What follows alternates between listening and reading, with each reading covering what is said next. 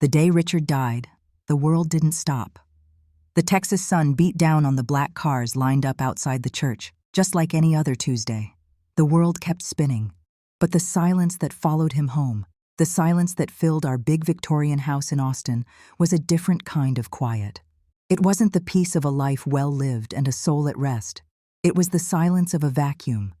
And I knew, with a certainty that chilled me more than any grief, that something was about to rush in and fill it. My husband had been dead for 24 hours, and my son was already picking the bones of our life clean.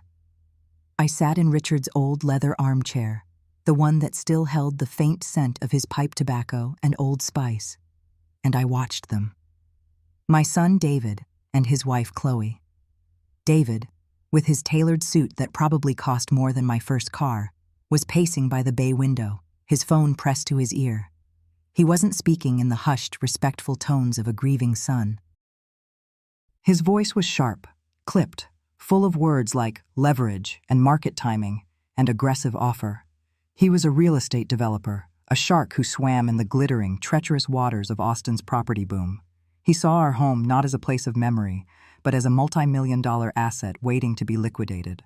And then there was Chloe. Oh, Chloe. She was gliding through my living room like a ghost in expensive athleisure wear. Her phone was in her hand, of course. It was an extension of her arm, her brain, her very soul. She'd stop, tilt her head, and rearrange a vase of funeral lilies. Then she'd step back, phone held high, and capture the perfect, artfully melancholic shot. She was an influencer. That's what they call it. Her entire life was a curated feed of feigned perfection, and my husband's death was just new content. I heard the soft click-click of her phone. I watched as she typed, her thumbs a blur. A moment later, I imagined the caption appearing on screens all over the world. #family legacy, #quiet, reflection, #honoring dad. She even staged a photo of herself, one hand resting gently on the frame of a wedding picture of me and Richard, her face a mask of thoughtful sorrow. It was a masterpiece of calculated grief, a performance for an audience of strangers. She turned to David, her voice a stage whisper that carried perfectly across the silent room. "Babe, do you think we should move the portrait of your great-grandfather? The light is just so much better over here. It would really make the mahogany pop for the legacy post." David didn't even look up from his phone. "Whatever you think, honey. Just make it quick. The appraiser is coming tomorrow at 10. The word hung in the air. Appraiser. It was a cold, hard stone dropped into the quiet pool of my shock. Not, "we were thinking," not, "if you're okay with it, Mom." Just a statement of fact. The appraiser is coming. And the gears were already turning. The ink on Richard's death certificate was barely dry, and they were already carving up his life. Our life, for sale. I didn't say anything. I just sat there, in Richard's chair, and let the cold watchfulness settle over me. For 50 years, I had been the quiet partner in this marriage. Richard was the booming voice, the big personality, the one who made all the decisions. My role was to smooth the edges, to keep the peace, to manage the quiet, unseen machinery of our home. I had learned to observe, to listen to the words not being said, to see the storm clouds gathering long before the first drop of rain. And I saw them now. This performance by Chloe, this cold efficiency from David. This wasn't mourning. This was a prelude. This was the opening act of a carefully planned siege. They weren't here to comfort me. They were here to claim their inheritance, and I was just an obstacle sitting in the middle of it. The next evening, they summoned me to the dining room. Summoned. That's the only word for it. It was the room we used for Christmas and Thanksgiving. The room where generations of our family had laughed and argued and celebrated. Tonight, it felt like a boardroom. David and Chloe sat on one side of the long mahogany table, their postures straight, their faces set with a kind of practiced, solemn sympathy. They'd placed me at the head of the table, in Richard's chair, a king being deposed from his own throne. In the center of the table, gleaming under the chandelier, was a glossy, tri-fold brochure. The picture on the front was of a manicured lawn, a sterile-looking modern building, and smiling, silver-haired people playing bocce ball. The name was printed in a gentle, curving font. Willow Creek Senior Living, a new chapter in golden years. David slid it across the polished wood towards me.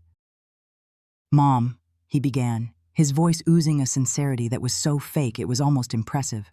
"We need to talk about the future, about what's best for you." Chloe chimed in, placing her hand over his. A perfect portrait of a supportive couple. "We've been so worried, Elizabeth. This house, it's so big, all the upkeep, the stairs. It's a burden. We want you to be safe, to be comfortable." I stared at the brochure. The people in the photos looked less like they were living a new chapter and more like they were waiting patiently for the final page to be turned.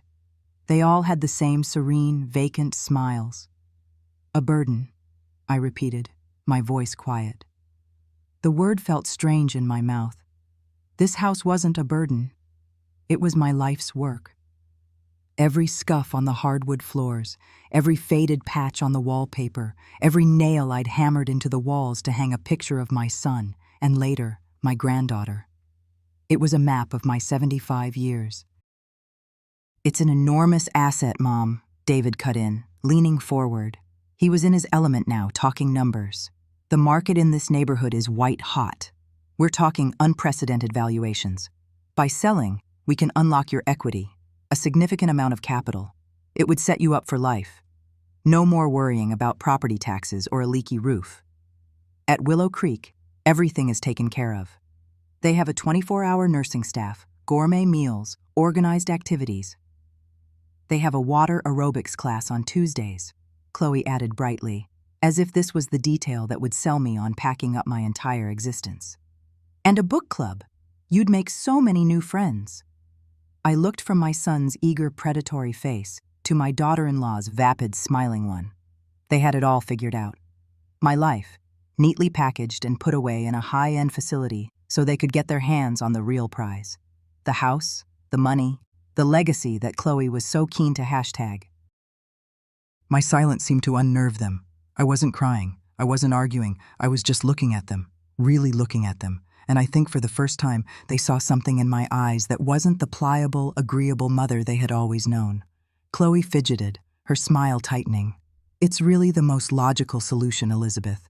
We just want you to have a worry-free retirement. You deserve it." I ran my hand along the edge of the heavy table, the wood cool and solid beneath my fingers. 100 years of history in this wood. My history, Richard's history, his parents' history. I finally picked up the brochure. The paper was slick and impersonal. I opened it. Inside, there were floor plans for suites. Small, sterile boxes. A picture of a communal dining hall that looked like a hotel cafeteria. Then, David delivered the final blow. He tried to make it sound casual, an afterthought, but it was the kill shot. He'd been holding it in reserve. "The good news is, we're already ahead of the game," he said with a confident smile. "My firm had an appraiser in the area yesterday morning, so I had him swing by and do a full valuation. Saved us some time. The numbers are even better than I thought. 2.2 million, at least." Time seemed to slow down. The hum of the refrigerator in the kitchen, the distant sound of traffic, it all faded away. The only thing I could hear was the blood roaring in my ears. An appraiser. Yesterday morning, while I was at the funeral home picking out an urn for my husband, my son had a stranger walking through my home, putting a price tag on my life. Chloe, sensing the shift in the atmosphere, added the final nail in the coffin. She reached into her ridiculously expensive purse and pulled out a sheaf of papers, placing them next to the brochure. David even had his assistant draft a preliminary listing agreement. It's all standard. Once we have it signed, we can get the house on the market by the end of the week. With the way things are moving, you could be settled into Willow Creek before the holidays. They hadn't come to ask. They had come to inform me.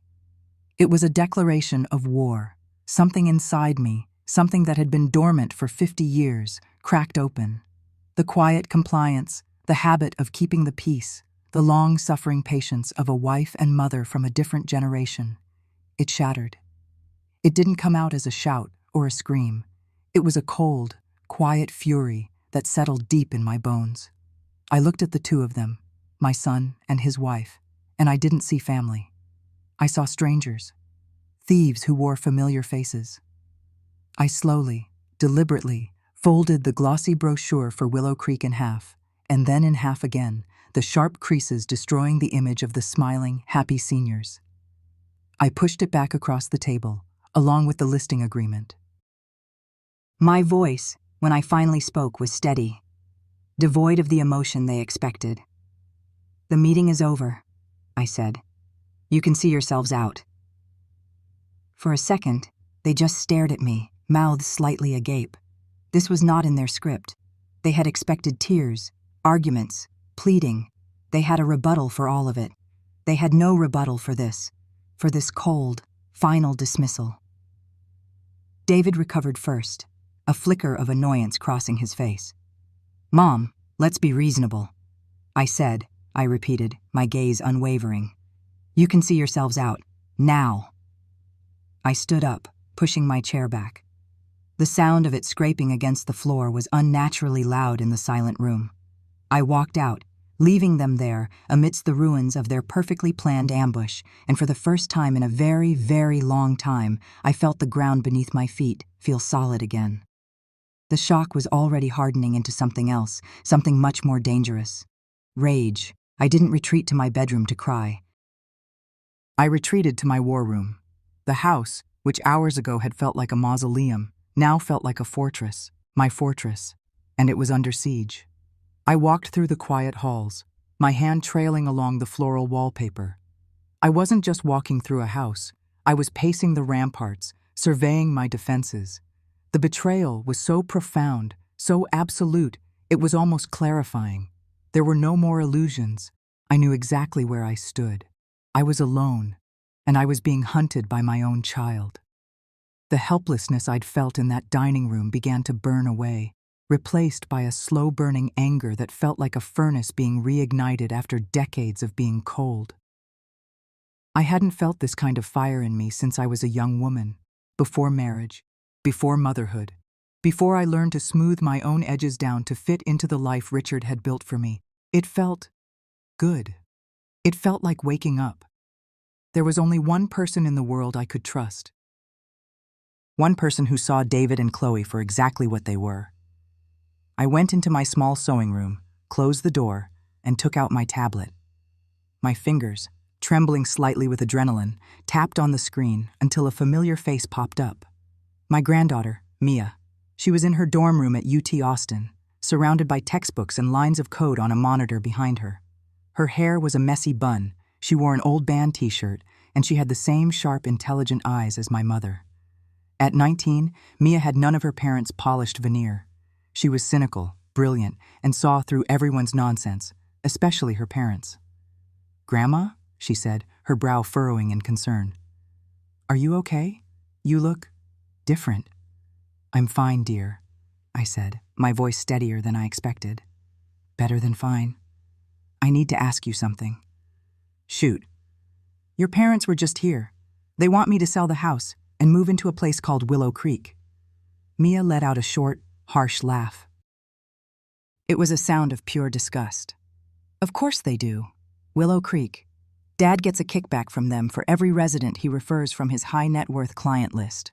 He calls it synergy. I call it vulturing." She leaned closer to her camera. "Grandma, don't sign anything. Please. They're rushing this for a reason." "I know," I said. "Mia, have you heard them talking about this? About the house?" She hesitated, chewing on her lip. "Yeah, I have. I wasn't going to say anything. I didn't want to upset you right after Grandpa." She took a breath. "But they're not just suggesting it. They're planning on it. I overheard them a few weeks ago, before Grandpa even passed. They were arguing in his office. Mom was worried it would look bad, moving so fast. Dad said the market wouldn't wait, and that sentimentality is expensive." The coldness spread through my chest again, but this time it was edged with ice. They had been planning this while my husband was still alive. "There's more," Mia said, her voice dropping lower. "They were talking about legal stuff. I heard them say power of attorney. Dad was complaining that it would be easier if he already had it. Mom said they needed to start laying the groundwork with Dr. Evans to document your age-related cognitive decline. Age-related cognitive decline. They were going to try to have me declared incompetent, to strip me of my rights, my autonomy, my own mind, so they could take everything without a fight. The sheer, breathtaking cruelty of it almost buckled my knees. This wasn't just about greed. This was about erasure. They wanted to nullify me as a person. "Grandma, are you there?" Mia's voice was sharp with worry. "I'm here," I managed to say, my throat tight. "I'm here." I had to anchor myself. The rage was the anchor. "Mia, think. Was there anything else? Any other names?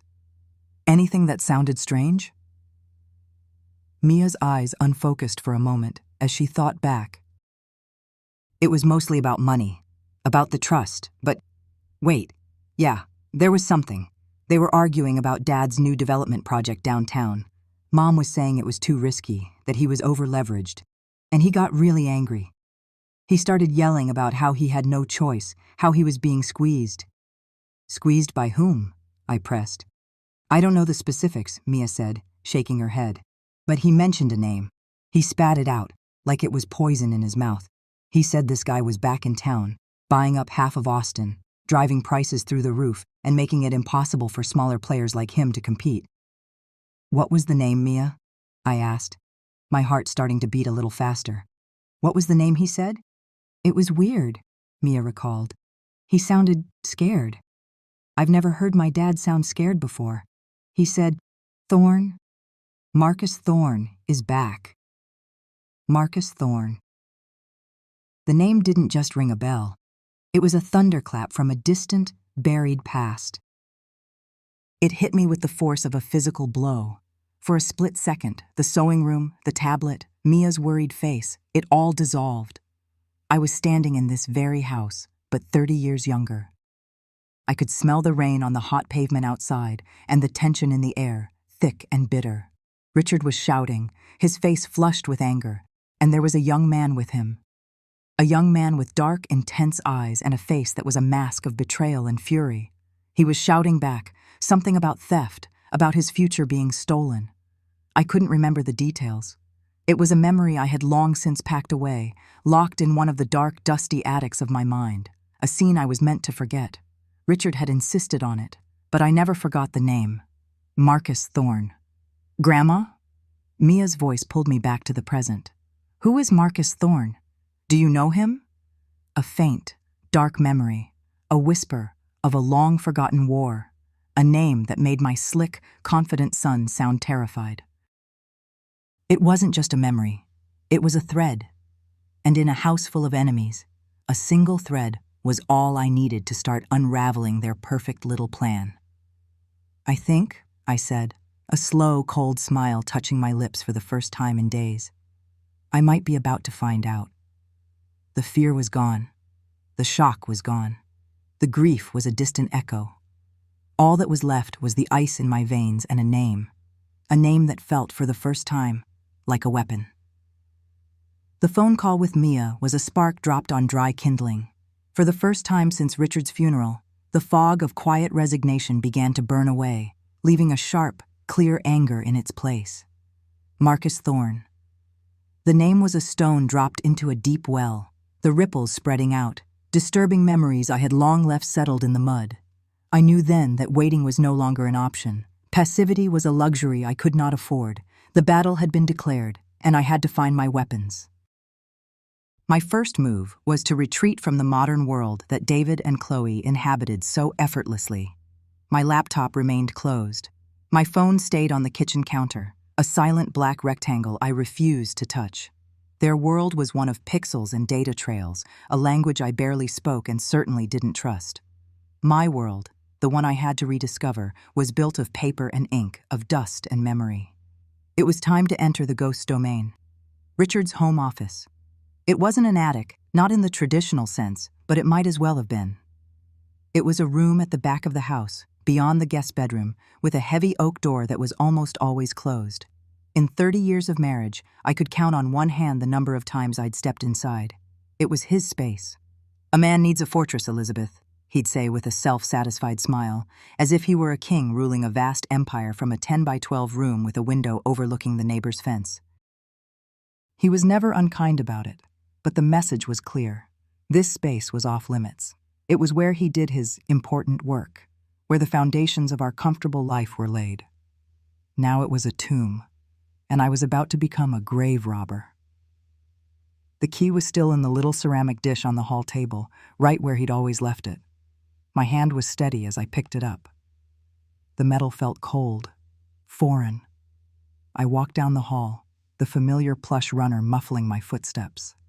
The house was silent, but in my head, it was screaming. I put the key in the lock. It turned with a stiff, grinding click, a sound of protest from a mechanism long unused. I pushed the door open. The air that rolled out was stale, thick with the scent of old paper, leather, and the faint, lingering smell of Richard's pipe tobacco.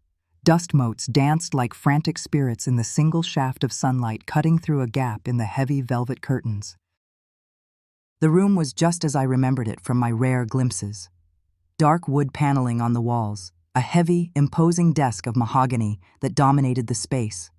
Floor-to-ceiling bookshelves crammed not with novels, but with leather-bound ledgers and rows of identical binders, and filing cabinets.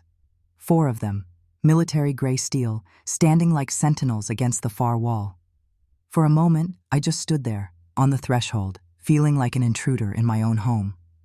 This room was a monument to a man I was beginning to realize I never truly knew.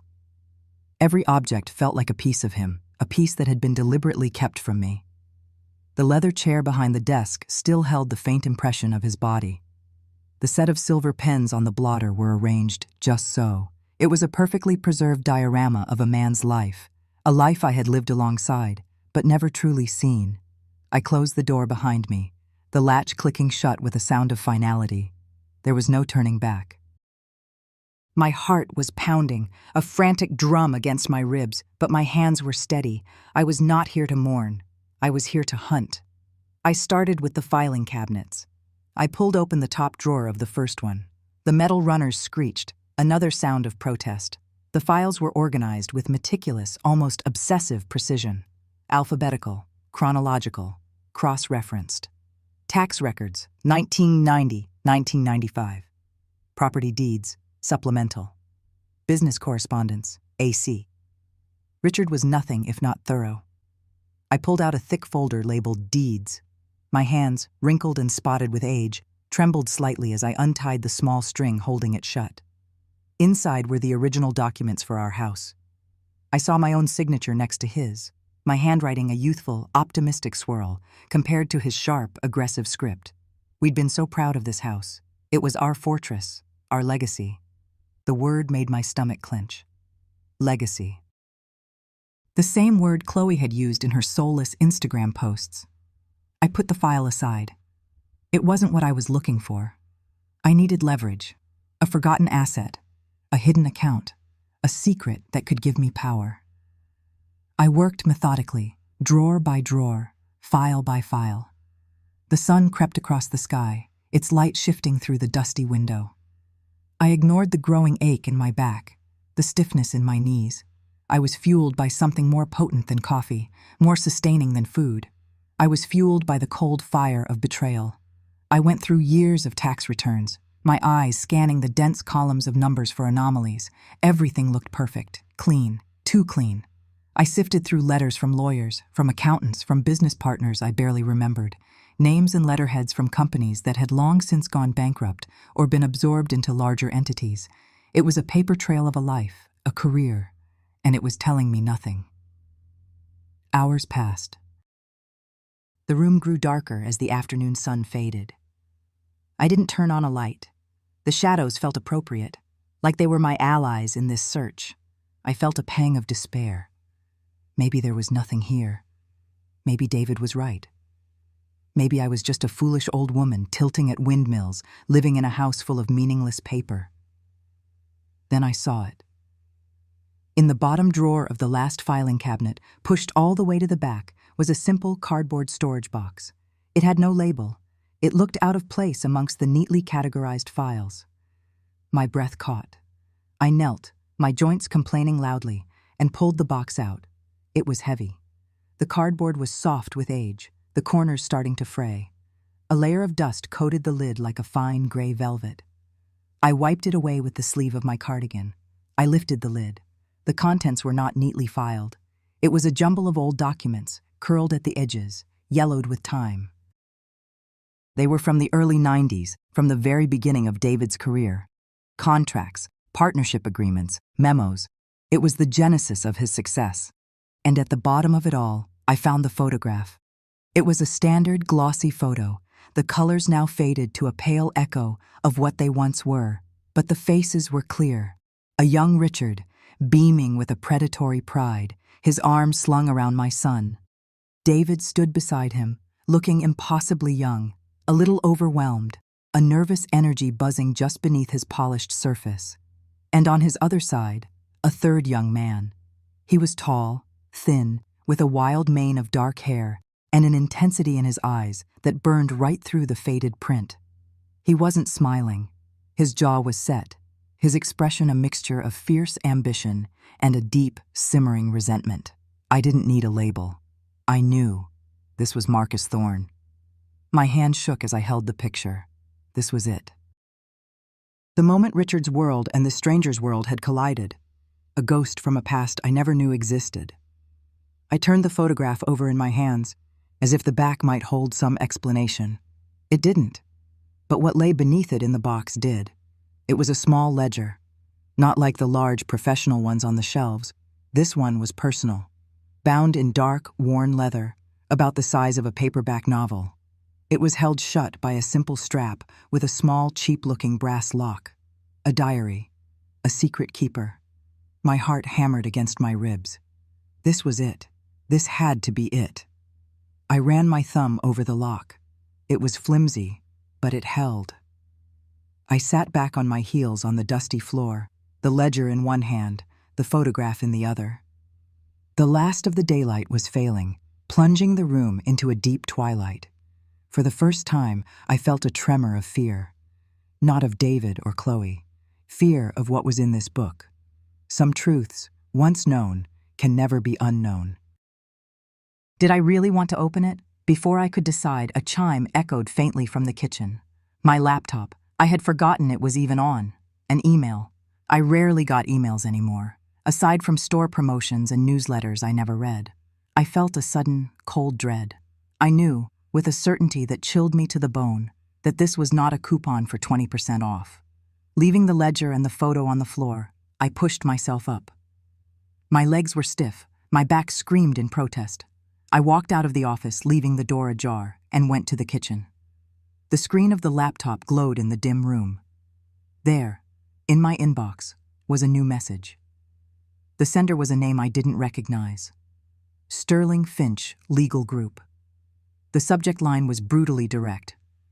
Notice of intent to file for conservatorship. My blood ran cold. I clicked it open. The language was sterile, formal, and more violent than any physical blow. On behalf of our client, Mr. David Miller. Petition the court. Establish a conservatorship over the person and estate of Mrs. Elizabeth Miller, citing concerns of age-related cognitive decline, recent instances of erratic behavior, demonstrated inability to manage her financial affairs, cognitive decline. The words hung in the air, clinical and cruel. This wasn't a negotiation, it was an attack. They were trying to have me declared mentally incompetent, to strip me of my home, my money, my autonomy, to turn me into a non-person, a ward of the sun who was trying to steal from me. The betrayal was so profound, so absolute, it stole the air from my lungs. I gripped the edge of the counter, my knuckles white. The initial shock gave way to a wave of pure, unadulterated rage. It was a cold, clean fire that burned away any lingering doubt, any thought of reconciliation. They hadn't just insulted me, they had given me my new purpose. This was no longer just about a house. This was about my life. And my sanity, my right to exist.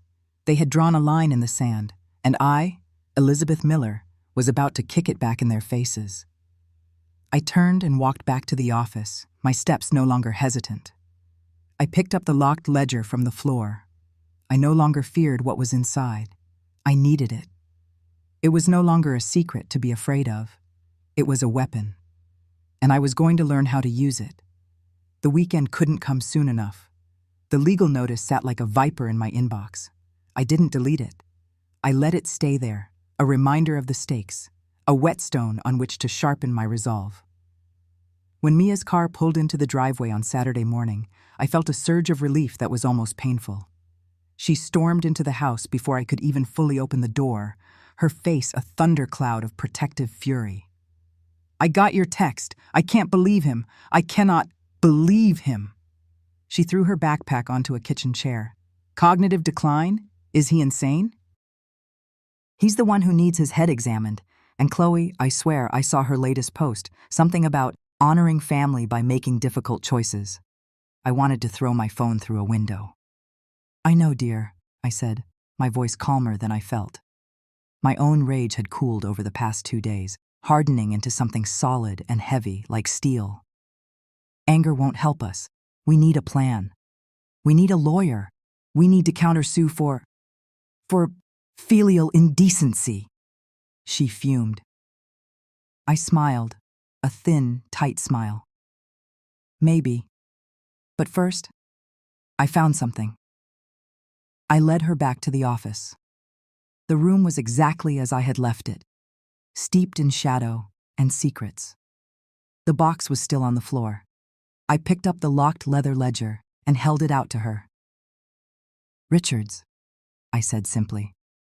"I found it in a box with this." I handed her the photograph of the 3 men. Mia took them, her anger momentarily forgotten, replaced by curiosity. She studied the photo. "That's Dad. And Grandpa. Who's the other guy? He looks like he wants to murder someone." "That," I said, my voice low, "is Marcus Thorne." Mia's eyes widened. She looked from the photograph to the locked book in her other hand. "And this was with it. What's inside?" "I don't know. It's locked." She examined the small brass lock. "Did you look for a key?" "I've spent the last 30 years not looking for a key to anything in this room, Mia. I'm not about to start now." Mia looked at the lock, a thoughtful frown on her face. She reached into her pocket and pulled out a small silver stud earring.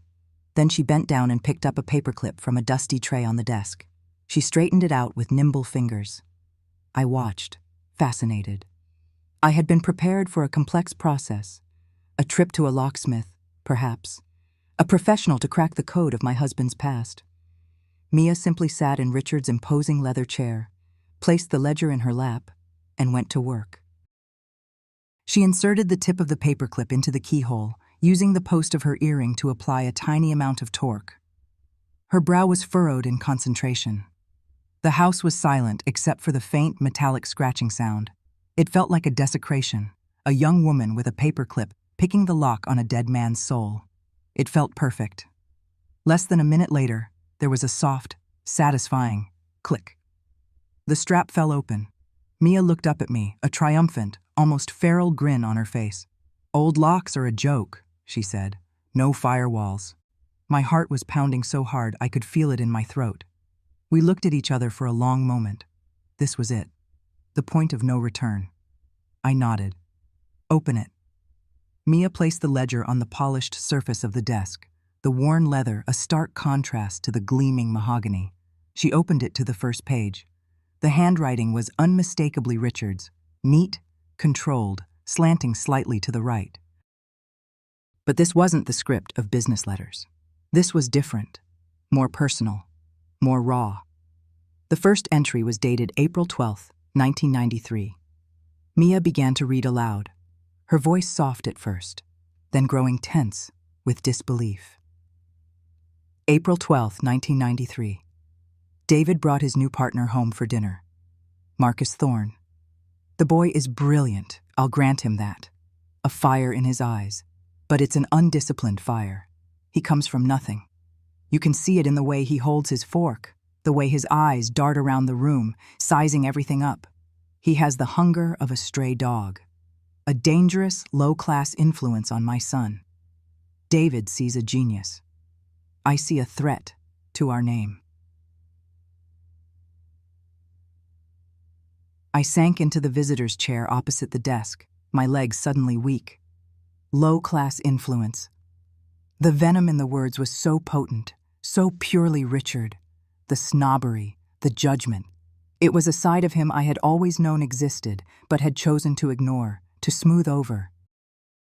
Mia swallowed hard and continued to the next entry, a week later.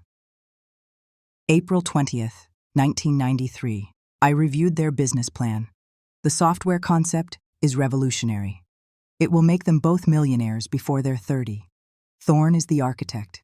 David is the salesman. A dangerous combination. Power must be consolidated, not shared, especially not with someone of Thorne's breeding. David is soft. He believes in things like loyalty, partnership. These are weaknesses. They must be burned out of him if he is to survive, if he is to be my son. My God, Mia whispered, looking up at me, her eyes wide with horror. Grandpa.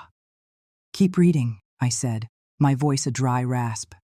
She turned the page. The entries were sporadic, but they painted a horrifyingly clear picture.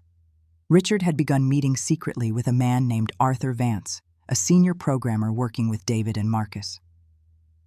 May 14th, 1993. Vance is nervous, but greedy. He sees the world as I do, a series of transactions. For the price of his child's college tuition and a new car, he will provide me with the core source code and documentation. He believes he is selling information. He does not understand he is forging a sword. My hands were clenched into fists in my lap, my nails digging into my palms. I could see it all. The clandestine meetings, the secret handoffs, the cold, calculated betrayal, orchestrated not by a rival, but by my own husband, against our own son's partner. The final, devastating entries came in June. June 5th, 1993. I have the code. I have presented it to David as the work of an independent consultant I hired to help him. He was hesitant at first. The guilt was plain on his face. This is the test. The final crucible. Will he succumb to weakness, or will he seize the power I am offering him? I told him Thorne would do the same to him in a heartbeat. I told him this is how empires are built, on the bones of the weak. June 22nd, 1993. He did it. He filed the patent under his name alone. Thorne is ruined. I saw David last night. The guilt is still there, deep in his eyes, but it is being overshadowed by something else. The thrill of the win, the taste of absolute victory. He is learning. He stormed and raged about Thorne, called him a traitor for accusing him of theft. The performance was excellent. The boy will be a man yet. A ruthless man. A Miller. The room was utterly silent. Mia closed the book gently, as if it were radioactive. The truth lay between us, ugly and undeniable. My marriage, my son's entire career, the house, the money, the life we had built. It was all a lie. A monument built on a foundation of theft and deceit, with my husband as the master architect. Richard hadn't supported his son. He had corrupted him. He had taken David's youthful decency and deliberately, methodically poisoned it. The feeling that washed over me wasn't grief. The man I had mourned was a fiction. The man in this ledger was a monster.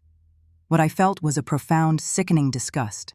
It coated the back of my throat like bile, and beneath the disgust, the cold, hard steel of my resolve settled into its final form. My fight was no longer about a house. It was bigger than that. It was about correcting a generational crime. It was about the ghost of Marcus Thorne, the brilliant boy whose future was stolen. It was about the ghost of my son, the decent young man who had been murdered and replaced by this hollow, greedy stranger. Richard had written that he wanted to forge David into a ruthless man.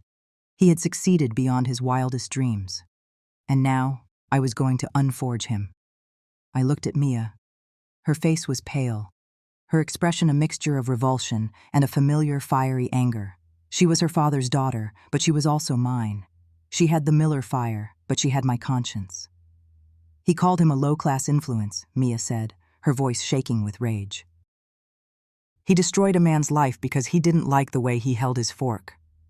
He destroyed 2 men's lives, Mia, I corrected her, my voice low and even. He just didn't realize it at the time. I stood up and walked over to the desk. I placed my hand on the leather ledger. It felt warm now, as if it had absorbed our fury. David and Chloe want a legacy, I said, the words tasting like ash in my mouth. They are about to get one, but it won't be the one they're expecting. Mia's eyes met mine, and the disgust in them was slowly being replaced by a focused intensity, the same intensity I'd seen in the photograph of Marcus Thorne. She was no longer just a supportive granddaughter. She was a co-conspirator.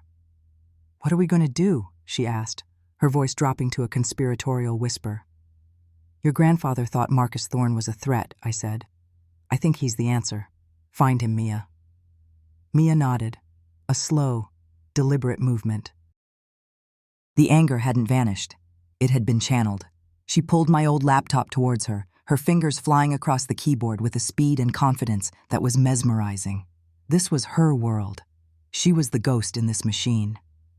"Finding a reclusive billionaire isn't like finding an old roommate on Facebook," she muttered, more to herself than to me. "He's probably got layers of shell cores, privacy shields, digital moats around him." I watched as she worked. Her face was illuminated by the bluish glow of the screen.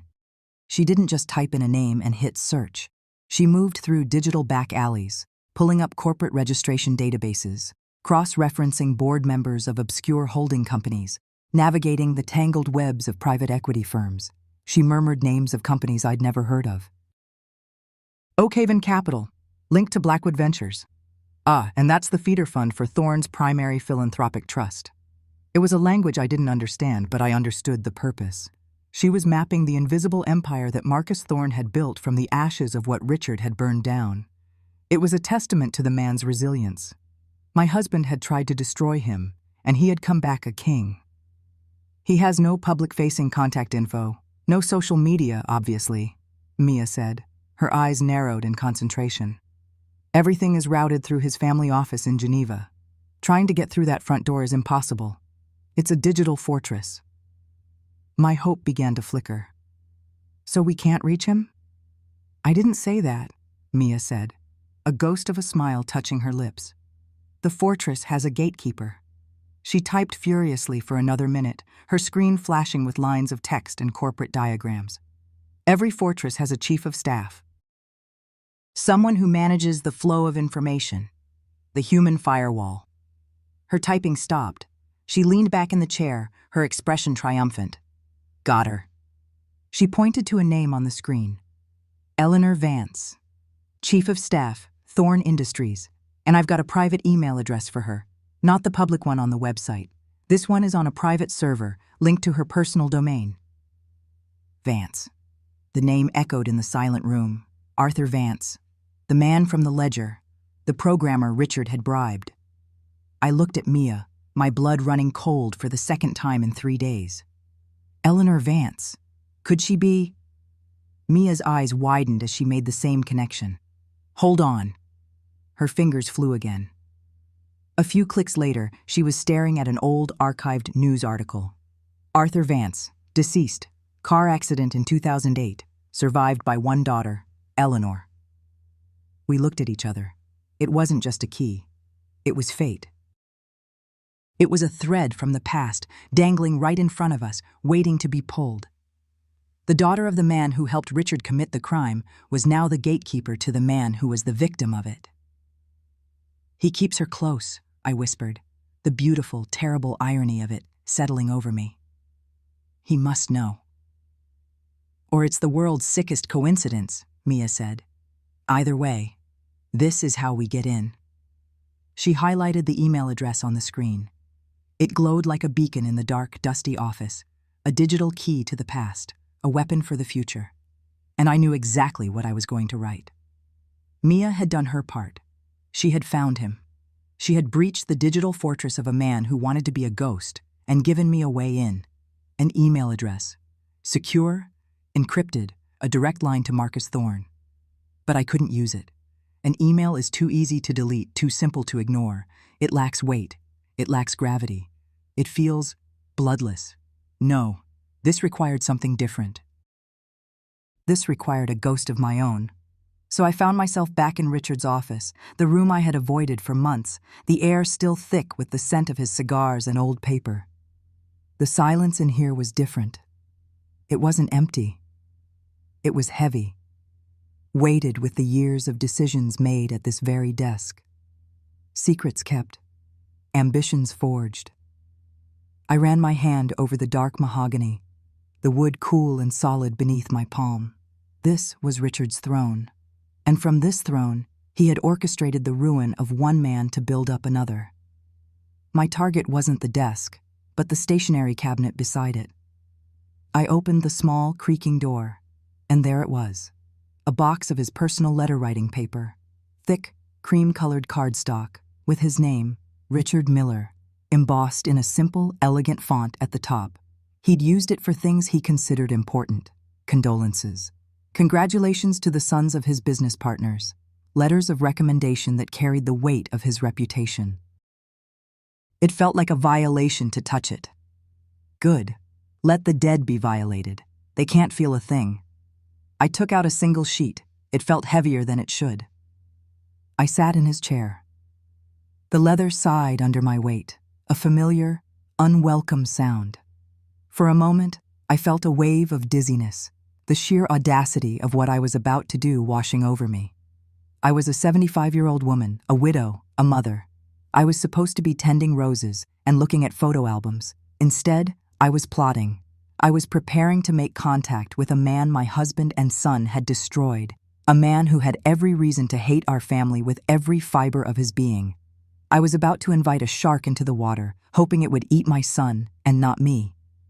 My hand was steady as I picked up Richard's old fountain pen. The ink was dry, of course. I found a new cartridge in the desk drawer, my fingers moving with a mechanical precision that surprised me. I screwed the pen back together, the small click echoing in the silent room. I would not write a long, pleading letter. I would not explain or apologize. Apologies were worthless. They were air. Marcus Thorne didn't deal in air.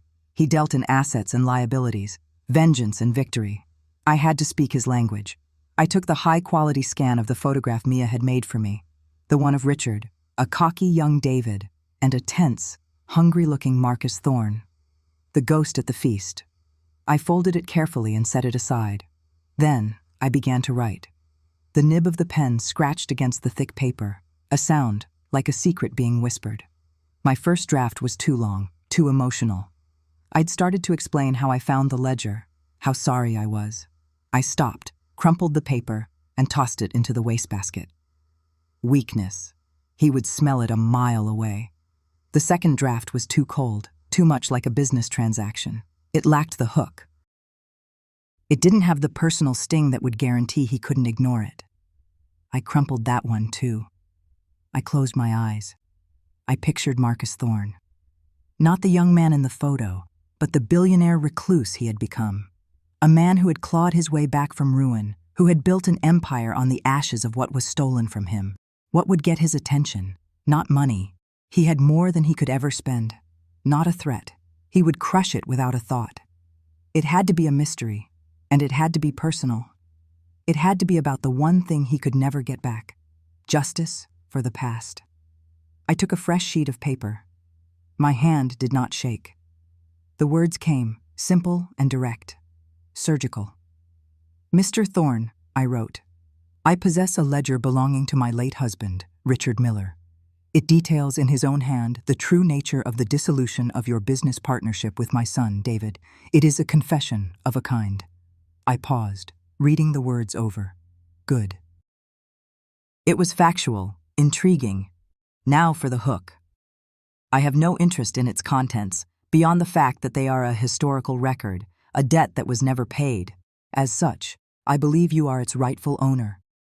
Rightful owner. The words were a beautiful, perfect lie. The ledger was my weapon, not his. But framing it this way made it an offering, a piece of a puzzle he'd been missing for 30 years. It suggested I was a neutral party, a simple executor of a long-delayed transaction. I signed it simply, Elizabeth Miller. No sincerely, no regards, just my name. A statement of fact. I folded the letter, slipped it and the scanned photograph into a matching cream-colored envelope. I addressed it to his corporate headquarters in downtown Austin, not to a specific department, not to an assistant, just his name, Marcus Thorne. Let his people figure it out. Let the mystery of a handwritten letter on expensive stationery from a ghost of his past work its way up the chain of command. I didn't use the regular mail. I called a bonded courier service, the kind used for legal documents and sensitive materials. The young man who arrived was polite, professional. He placed my envelope into a secure pouch. "It will be there within the hour, ma'am," he said, handing me the receipt. I closed the door and leaned against it, my heart finally hammering against my ribs. The die was cast. I had sent the invitation. Now, all I could do was wait and see if the devil would RSVP. The days that followed were a special kind of torment. Every time the phone rang, my stomach clenched. Every car that slowed on the street outside my window sent a jolt of adrenaline through me. David and Chloe were mercifully silent, probably busy with their lawyers, drawing up the paperwork to have me declared incompetent. Let them. Their war was being fought on a battlefield they understood. Mine was being fought in the shadows, with weapons they didn't even know existed. I spent the time preparing. I read and reread Richard's ledger. I memorized key phrases, dates, figures. His neat, sloping handwriting became as familiar to me as my own. "Marcus has a brilliant mind, but no killer instinct," one entry read. "He trusts too easily. David needs to learn that trust is a liability in this world. This will be his first, most important lesson." Richard hadn't seen it as a betrayal. He'd seen it as an education. He was teaching his son to be a predator by feeding him his first kill. The cold, sociopathic pragmatism of it still chilled me to the bone. This was the man I had shared a bed with for 50 years. After a week, I had almost given up hope. Maybe he'd thrown the letter away. Maybe his lawyers had intercepted it and advised him to ignore the ramblings of a grieving widow. Maybe he just didn't care anymore. Maybe the grudge had faded with time and success. I was sitting in the living room, watching the dust motes dance in the afternoon sun, when my phone buzzed. An unknown number. No caller ID. My breath caught in my throat. I let it buzz a second time, then a third, schooling my features, forcing my voice to be calm. I answered. "Hello?" The voice on the other end was quiet, measured, and held an unmistakable charge of power. It was a voice accustomed to being obeyed. "Mrs. Miller?" "This is she. My name is Marcus Thorne. I received your letter." There was no preamble, no small talk, just a direct statement. I felt a surge of triumph, hot and sharp. He'd taken the bait. "Mr. Thorne," I said, my voice even. "Thank you for calling. Your letter was intriguing. You propose that you have something that belongs to me." "I believe I do," I said. There was a pause. I could hear the faint hum of a car engine on his end. He wasn't in an office. "I don't typically engage in matters of history, Mrs. Miller. The past is the past." "Some parts of the past leave accounts outstanding," I countered, the phrase from the ledger coming to my lips. "This is a matter of settling a 30-year-old debt." Another silence, longer this time. I could almost feel him analyzing my words, my tone, searching for weakness, for an angle. "Zilker Park," he said finally. "The bench by the old oak tree near Barton Springs. 1 hour." And then he hung up. "No. Is that convenient for you?" "No. I look forward to seeing you." It was a summons, a command. I looked at the clock. I had 45 minutes. I didn't change into anything fancy. I wore a simple pair of gray slacks and a comfortable blue blouse. I wanted to look like what I was. A grandmother. Unassuming. Harmless. It was the perfect camouflage. I drove myself to the park, my old Buick gliding through the Austin traffic. The whole way, I rehearsed my lines. Not just what I would say, but how I would say it. I would not plead.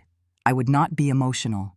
I would be a businesswoman closing a deal, the most important deal of my life.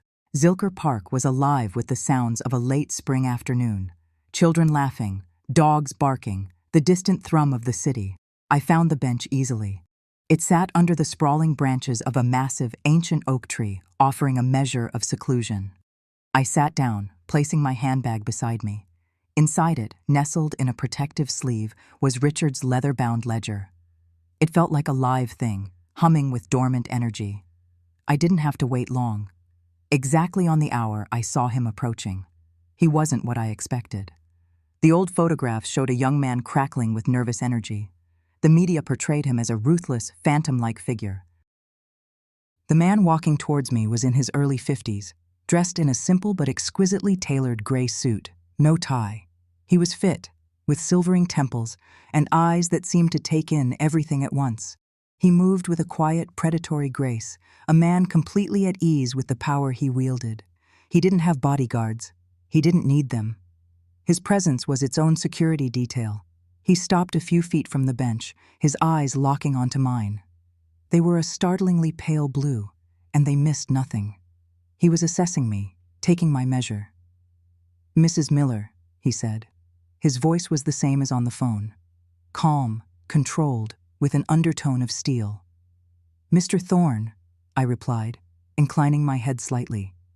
I didn't stand up. I would not cede the ground. This bench was my territory. He sat on the other end of the bench, leaving a respectable distance between us. He didn't look at me. He looked out at the park, at the people enjoying their lives, oblivious to the ghosts of the past convening right beside them. "You took a significant risk, contacting me," he said, his tone conversational. "The greater risk was in doing nothing," I said. He turned his head slowly, his pale blue eyes fixing on me again. "Show me." No more games, no more pleasantries. It was time. I reached into my handbag, my movements deliberate. I pulled out the ledger. The afternoon sun glinted off the worn, dark leather. I didn't hand it to him. I placed it on the space on the bench between us, a neutral ground. He looked at the ledger, then back at me. My lawyers would have a field day with this. Forgery, extortion, harassment of a grieving family. "Your lawyers would first have to prove it's a forgery," I said calmly, "and it isn't. You and I both know the story it tells is true. As for extortion, I haven't asked you for anything. I am offering you something. A piece of your own history. You can take it or leave it. A flicker of something. Surprise? Respect? Crossed his features before being instantly suppressed. He reached out and picked up the ledger. He didn't open it right away. He ran a hand over the cover, his fingertips tracing the embossed pattern. I wondered what he was thinking, what memories this object was dredging up. The memory of betrayal? The sting of youthful humiliation? Then he opened it. He didn't start at the beginning. His eyes scanned the pages, looking for names. His own. David's. Richard's. His face was a perfect, impenetrable mask. He was a master at this. Decades of high-stakes negotiations had taught him to show nothing. I sat in silence, letting Richard's words do the work for me. I watched his eyes move, back and forth, absorbing the neat, damning script.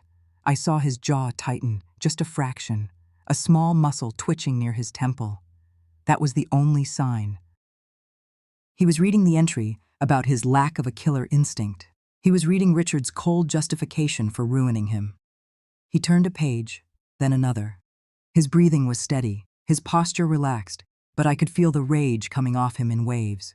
It was a cold, quiet rage, the kind that freezes rather than burns. He finally closed the book with a soft snap that sounded like a gunshot in the quiet air. He placed it back on the bench between us. He still didn't look at me. He stared at a family having a picnic 100 yards away. "Richard was a sentimental old fool," Marcus said, his voice dangerously soft. "Keeping a diary. It's the kind of mistake you make when you believe you'll never have to answer for anything." He finally turned to me, and for the first time, the mask slipped. His eyes were like ice chips. "What do you want, Elizabeth?" He used my first name. The game had changed. This was the moment. My heart was a frantic drum against my ribs, but my voice came out clear and steady. I had rehearsed this. I was ready. "My son David and his wife Chloe are trying to force me out of my home," I began, laying out the facts like exhibits in a courtroom. "They have had it appraised. They have retained lawyers to file for conservatorship, citing my age and supposed cognitive decline. They want to sell the house, liquidate the asset, and put me in a facility." Marcus listened without interruption, his gaze unwavering. He was absorbing the information, processing it. "The house, the one Richard and I built, the one David grew up in, has been listed for sale. The asking price is $2.2 million. I paused, letting the number hang in the air. "I will sell it to you, Mr. Thorne," I said, my voice dropping slightly, drawing him in. "And only to you, for $1 million. His eyebrows rose, a millimeter. It was the first sign of genuine surprise he had shown. He had expected me to ask for a payoff, for a check to make me go away. He hadn't expected this. "That's a very generous discount, Elizabeth," he said, a hint of dark amusement in his tone. "Why?" "Because it's not about the money," I said. "The money is just a tool. The $1 million is more than enough for me to disappear and live comfortably. The rest of the market value, consider it a down payment on an old debt. Your debt." He was silent, calculating. I saw the wheels turning behind those cold, brilliant eyes. He was seeing the shape of my plan, but not all the pieces, not yet. "I have conditions," I added. "Of course you do," he murmured. 1. The deal must be all cash. No financing, no banks, no lengthy escrow. A simple, clean transfer. "Done," he said without hesitation. 2. The sale must be entirely private. No public listings, no agents, no announcements until after the papers are signed. "We use a private title company of my choosing." "Acceptable," he said. "What else?" I took a breath. This was the most important part, the linchpin of the entire scheme. "My third and only other condition," I said, looking him directly in the eye, "is that you attend the closing, personally. You and no one else. No lawyers, no assistants, no representatives. You must be there, in my house, to sign the final papers on a date and at a time of my choosing." He leaned back slightly, studying my face. He was looking for the trap. He knew there was one. A man like him always assumed there was a trap. "Why?" he asked, his voice a low purr. "Why my personal attendance?" "Because, Mr. Thorne," I said, allowing myself a small, tight smile, "I believe in the importance of symbolism.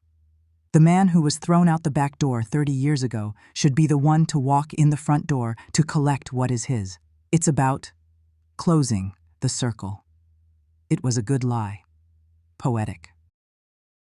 It appealed to the part of him that craved narrative justice, the part that had fueled his 30-year grudge. It was a reason he could understand, a reason that resonated with his own sense of drama and retribution. He looked down at the ledger, then back up at me.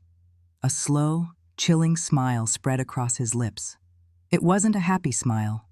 It was the smile of a predator that has just been handed a map to its prey's burrow. It was a smile of pure, unadulterated, and long-awaited vengeance. "Mrs. Miller," he said, the name formal again, a sign of respect for the game we were now playing. "You have a deal." He stood up, buttoning his suit jacket. He picked up the ledger from the bench. It was his now. He gave me a slight nod, a gesture of acknowledgement between two generals on the eve of battle. "My office will be in touch to arrange the transfer of funds to an account of your choosing," he said. And with that, he turned and walked away, disappearing into the dappled afternoon light as quietly as he had arrived. I stayed on the bench for a long time, my hands trembling now that it was over. The air felt colder. The sounds of the park seemed distant and muffled. I had done it. I had made a deal with the devil. And my only prayer was that when the fires came, they would only consume the people I had marked for burning. The phone call to David and Chloe was one of the most difficult and satisfying performances of my life. I waited 2 days after my meeting with Marcus, letting the silence stretch, letting their own plans and legal machinations mature. I let them think they were winning. Then, on a Tuesday evening, I dialed David's number. Chloe answered, of course. Her voice was bright, artificial, the voice of someone performing for an unseen audience. "Elizabeth, hi, how are you feeling?" The false concern was so thick I could have cut it with a knife. I'm tired, Chloe," I said, pitching my voice to sound frail, defeated. I let a little tremble enter my words. "I've been doing a lot of thinking." "Oh?" I could hear the eagerness in her voice, the sound of a vulture scenting a kill. "Thinking about what?" David must have taken the phone from her, because his voice came on the line next, smoother, but just as predatory. "Mom? Is everything okay?" "David," I sighed. I think you're right. This house, it's too much for me. The memories, it's a burden." I heard a sharp intake of breath on the other end. It was Chloe. I could picture her, clutching David's arm, her eyes wide with victory. "Mom, we know this is hard," David said, his voice dripping with condescending sympathy. "But we really think it's for the best. For your future. Your security. I know, dear. I know you do." I paused, as if gathering my strength. Something's happened. Something unexpected. "What is it?" David asked, a new edge of alarm in his voice, fear that his prize was slipping away. "I received an offer on the house," I said quietly, a beat of silence. "An offer? How? It's only just been listed. The sign only went up yesterday." "I know. It wasn't through the agent. It was private." This was the tricky part, the part where the lie had to be perfect. "It's from a private investment trust. From Switzerland. They wish to remain anonymous." "A Swiss trust?" David's voice was sharp with suspicion and greed. "Who are they? How did they find you?" "They said they follow legacy properties, houses with history. Their representative contacted me directly. He said they don't like dealing with agents."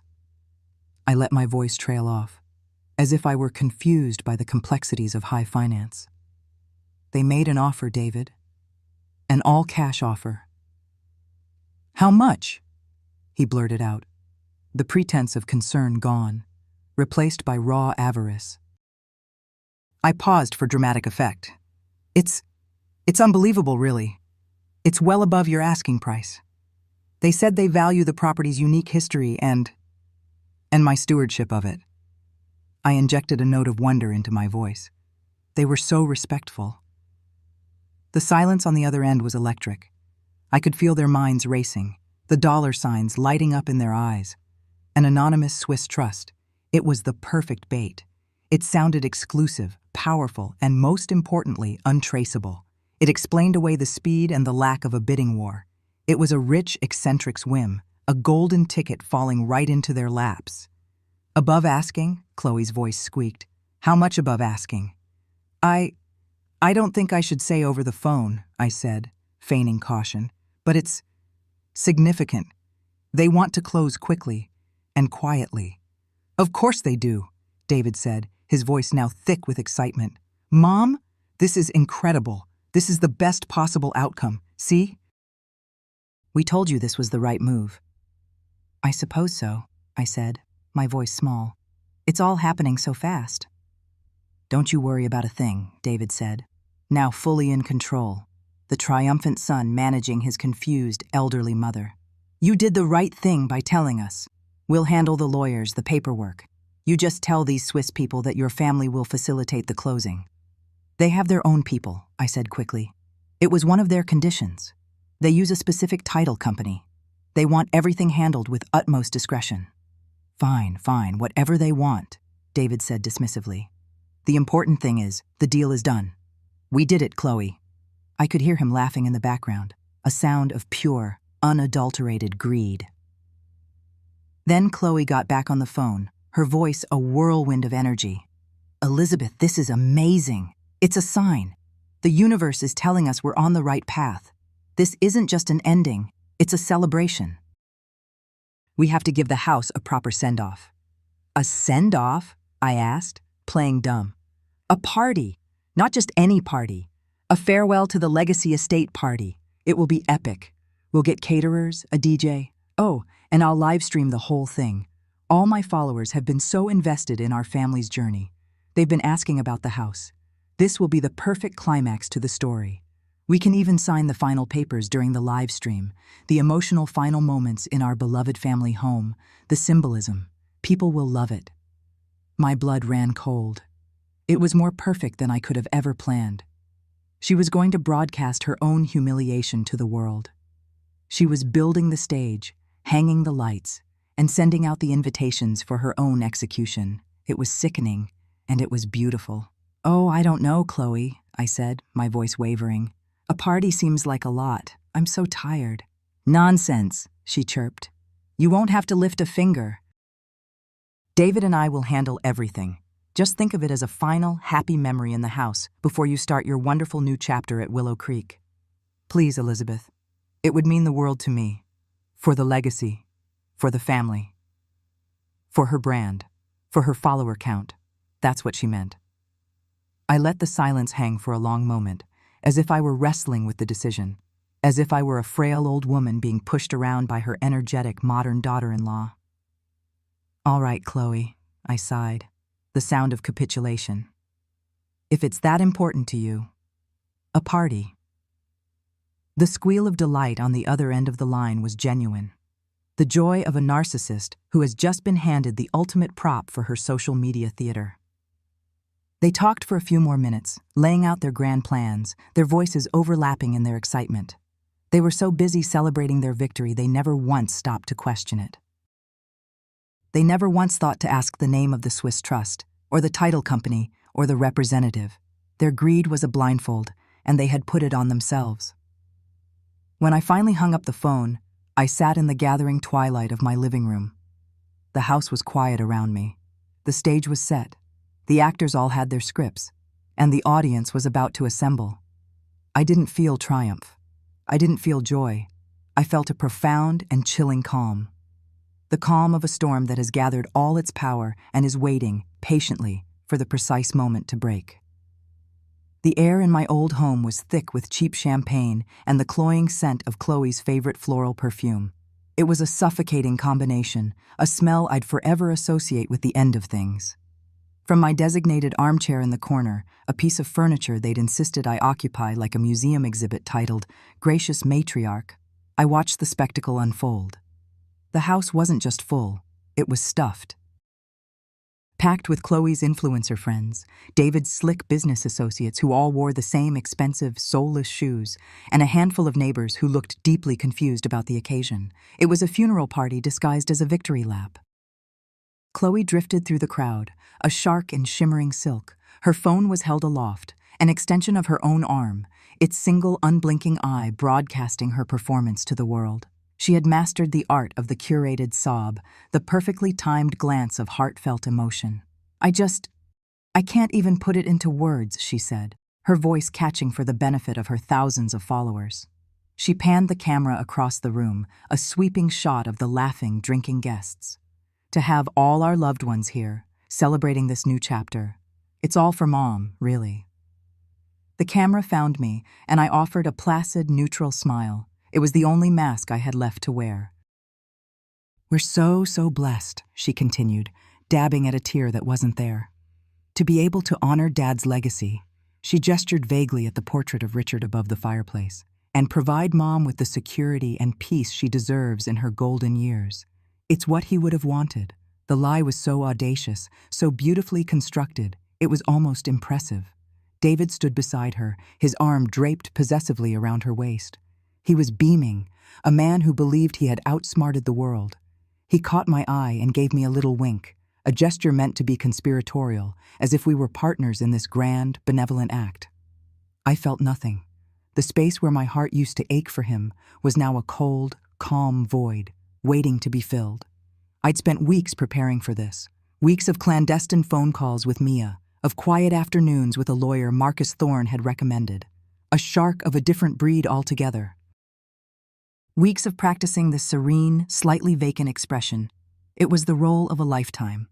The noise in the room was a dull roar, the meaningless chatter of people performing happiness. I focused on the grandfather clock in the hall, a wedding gift from my parents. Its heavy pendulum swung back and forth, a steady, unyielding metronome, counting down the final minutes of their reign. 8:57. 8:58. David leaned down to whisper in Chloe's ear, and she nodded, her smile widening. They thought the notary was late. They were getting anxious. The final signature, the only thing standing between them and $2.2 million. At precisely 9 o'clock, as the clock began its deep, resonant chime, the doorbell rang. The sound sliced through the party's din with the clean finality of a guillotine. Every conversation stopped. Every head turned towards the door. "Oh!" Chloe exclaimed, her face a perfect mask of delighted surprise for her audience. "That must be the notary with the final papers. Finally!" She shot a dazzling smile at her phone. "Wish us luck, everyone. This is it.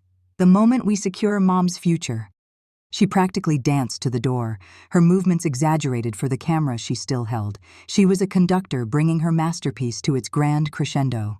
With a theatrical flourish, she pulled the heavy oak door open, ready to welcome a mild-mannered official with a briefcase. But it wasn't a meek notary standing on the porch. The man who stood there was an abyss in a bespoke suit. Marcus Thorne. He wasn't just tall, he seemed to consume the space around him, the warm light from the house barely touching the sharp lines of his face. Flanking him, just a step behind, was his lawyer, a woman whose severe expression made it clear she didn't bill by the hour for pleasantries.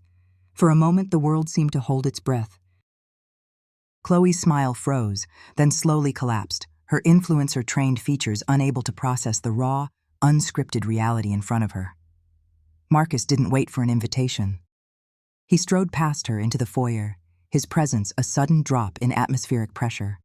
He sucked all the air, all the cheap joy, out of the room.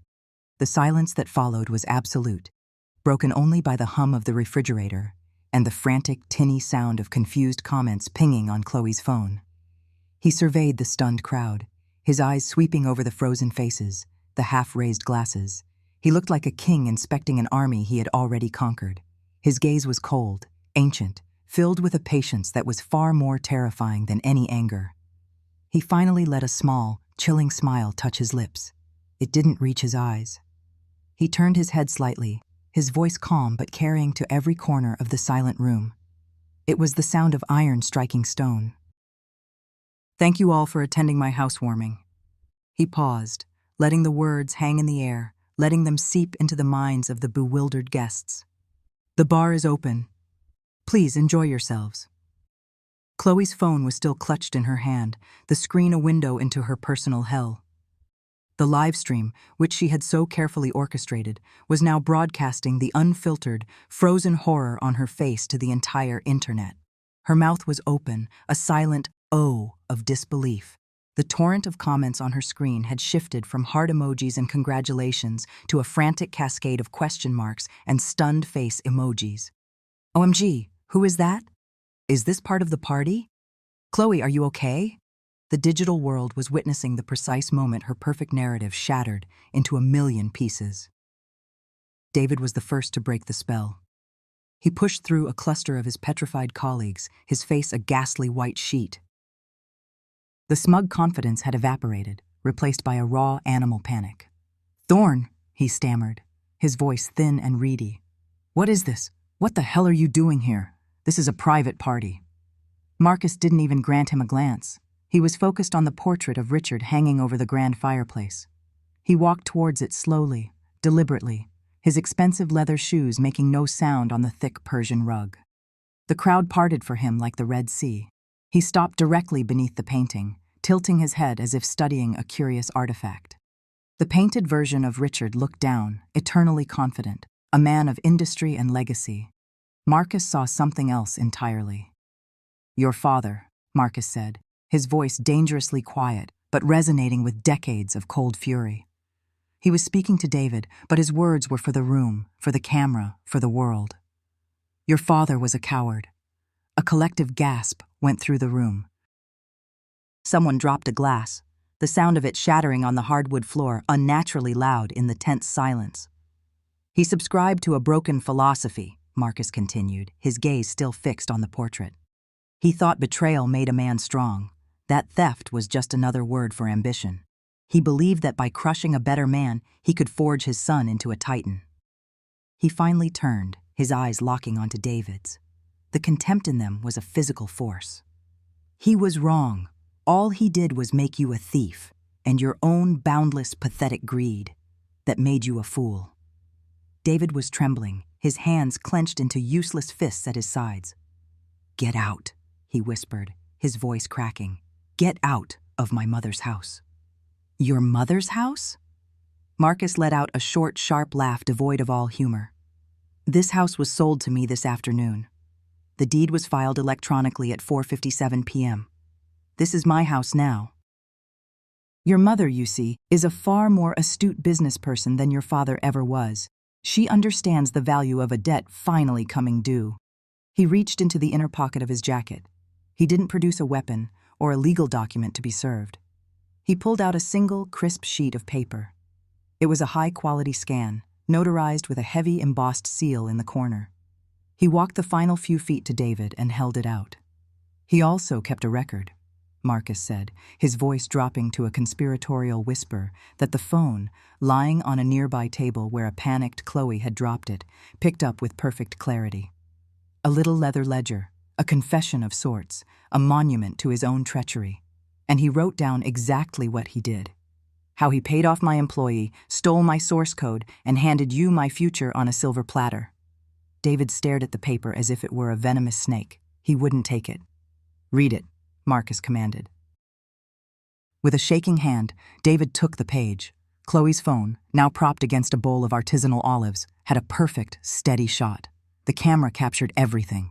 It captured the way David's eyes darted across the page, his face slackening with dawning comprehension. It captured the single, damning paragraph written in his own father's elegant, familiar script, detailing the sin that had built their family's fortune. It captured the moment the truth landed, not like a revelation, but like a physical blow. David's body seemed to crumble from the inside out. A low, guttural sound escaped his throat, a noise of pure, primal agony. He staggered backward, stumbling into a ridiculously expensive, minimalist floor lamp that Chloe had bragged about on her blog. It crashed to the floor, but David didn't seem to notice. His world had been reduced to the words on that page.